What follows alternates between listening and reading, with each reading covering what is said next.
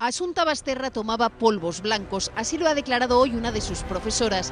La mujer, que se hizo tristemente conocida por haber asesinado a su hija, la pequeña de 12 años, Asunta Basterra, la mecánica criminal que condujo a ambos a matar a la pequeña por asfixia.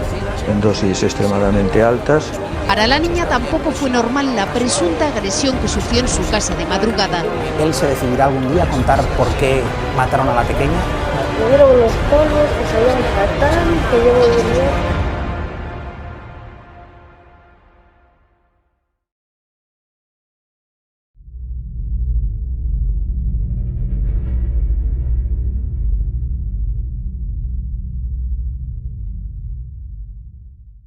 Asunta Basterra was born in the year 2000 in Yangzhou, China. At 9 months old, she was adopted by Alfonso Basterra and Rosario Porto, a relatively wealthy Spanish couple from Santiago, Galicia. Many saw Asunta as a gifted child, being a talented ballet dancer, violinist, and piano player. She was even able to skip an entire year in school. Asunta was highly intelligent and could speak 6 different languages by the age of 12. However, just before her 13th birthday, on the 22nd of September 2013, young Asunta's dead body was found on the side of a small mountain road, approximately 3 miles from a cottage owned by her family.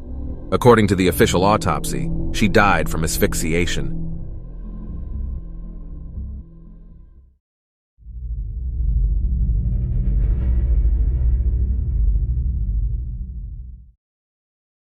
Asunta was first reported missing by her adoptive parents at 10:17 p.m. on September 21, 2013. Asunta had been seen on a bank security camera that day at 2 p.m., walking to her father's house, where they ate lunch. At 5:21 p.m., she appeared on the same security camera returning to her mother's flat. Her adoptive mother, Rosario, was seen on the same security camera walking home just minutes later. Rosario initially told the investigators that she had left Santiago that day at around 7 p.m., leaving Asunta at home doing homework. According to her, she had driven alone to the family's country house in a nearby town named Teo, which was 20 minutes away. When she returned at 9:30, Asunta was missing. Rosario then claims to have called Alfonso and many friends, none of whom had seen the young girl.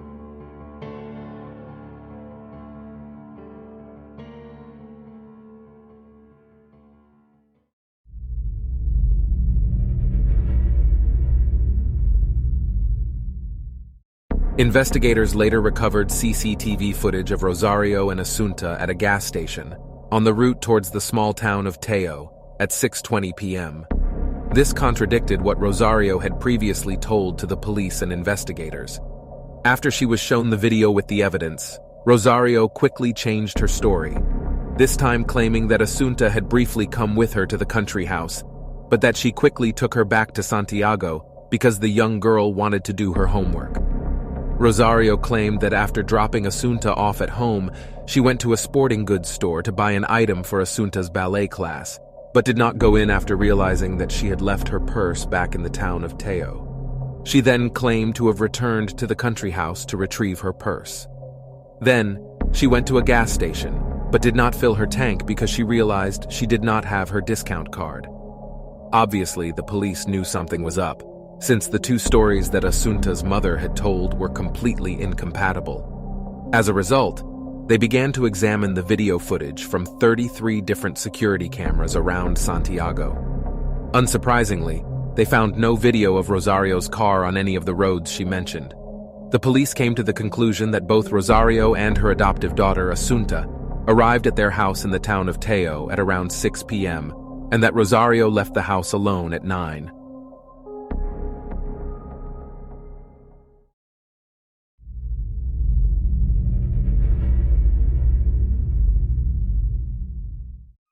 The police was highly suspicious of Rosario, mostly due to the fact that Asunta's body was discovered very near the house owned by Rosario in the town of Teo by the countryside. Soon the police went to investigate the place. Rosario accompanied the police, who told her not to touch anything in the property as it could be evidence in the possible crime scene. There, Rosario asked to go to the bathroom. An officer followed her upstairs, but saw that she had actually entered the bedroom and attempted to retrieve the contents of a waste paper bin. Luckily, they were able to intercept her and took hold of the bin before she could. What they found inside the bin was truly disturbing.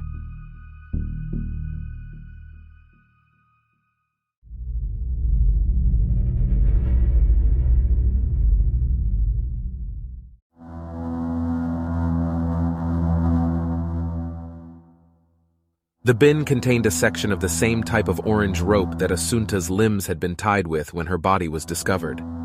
Although the forensic scientists were ultimately unable to determine if the pieces came from the same roll.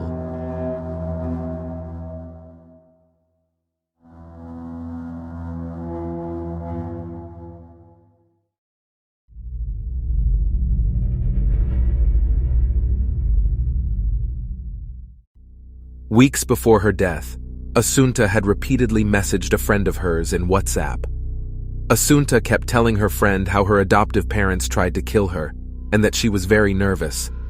She also stated several times that they kept giving her a white powder. During the same period of time, many of Asunta's teachers reportedly saw her half asleep in their classes, almost as if she had been drugged. This was very unexpected of her, as she was a bright and responsible child, one that always paid attention in class and excelled at what she did. Hola Asunta, ¿qué tal? Que estuviste con alergia, ¿no? Y ella me dijo, no, yo no tengo alergia, yo no sé lo que me están dando, que nadie me quiere decir la verdad. Me dieron unos polvos que sabían fatal, que llevo durmiendo no sé cuántas horas.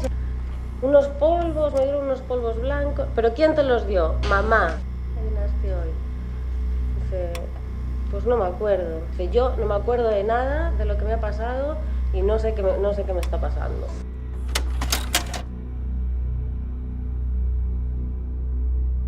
Her autopsy confirmed that she had been consistently drugged with benzodiazepines over a long period of time, absorbing a large quantity on the night of her death.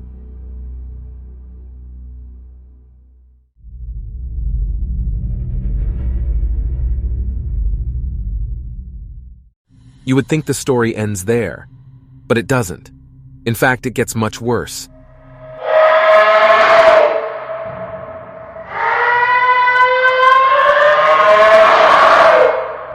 When the police stole Alfonso's computer, they were utterly disturbed to see sexual images with an underage girl.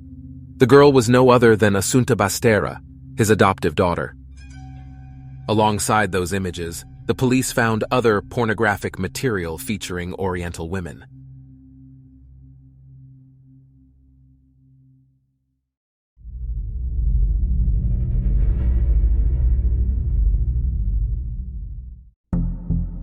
With the help of CCTV footage, the police were finally able to conclude what exactly happened the day Asunta tragically died. At 1:55 p.m., Asunta leaves her home. 5 minutes later, CCTV reveals she was with her father in a bank. At 5 p.m., her father's mobile registers a call from his apartment. At 5:21 p.m., the same camera now records Asunta again, this time going to her mother's apartment. At 5:38 p.m., the mobile phone of Asunta, located in her mother's apartment in Santiago, registers a connection. At 6:12 p.m., Rosario enters the garage of the home. 6 minutes later, Asunta is seen by acquaintances with her father Alfonso, near Rosario's apartment. 4 minutes later, she is again seen in the car with her mother. By 6:35 p.m., the house alarm of the cottage is disconnected. 1 hour later, Rosario's cell phone is connected to the internet. At some point between 7 p.m. and 8 p.m., Asunta is murdered. At 8:47 p.m., Alfonso's mobile phone makes a connection. A few minutes later, the house alarm of the cottage is reconnected. The neighbors greet Rosario, but Asunta is nowhere to be seen. At 9 p.m., the father is seen by the cameras in front of the bank again. 5 minutes later, Asunta's phone makes a connection, near the location of Alfonso. At 10:30 p.m., the parents both report Asunta to be missing. At 12:39 a.m., a neighbor passes the area where Asunta's body lays, but sees nothing strange. Less than an hour later, a young couple finds the body of the young girl approximately 3 miles from the cottage owned by her family. Minutes later, the civil guard is informed that the body has been found.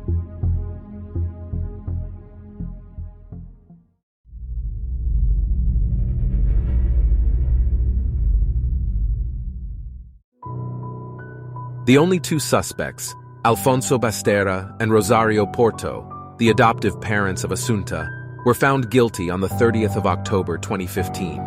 The court sentenced them to just 18 years in prison for their crime.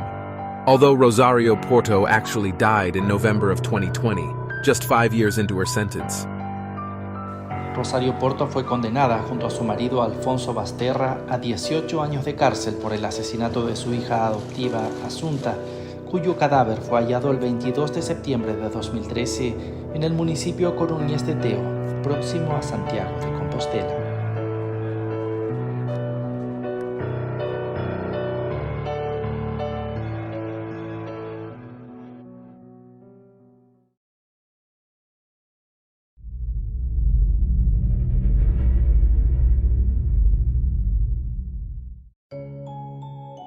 The reason as to why they did what they did with poor Asunta, who was only 12 years old, is still unknown.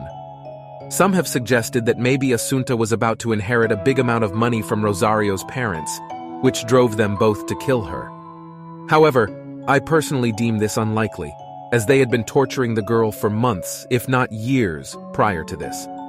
On top of that, the explicit sexual images found on Alfonso's computer only strengthens my argument here, as it seems pretty obvious that these two were mentally unstable psychopaths, and Alfonso had likely sexually abused the young girl.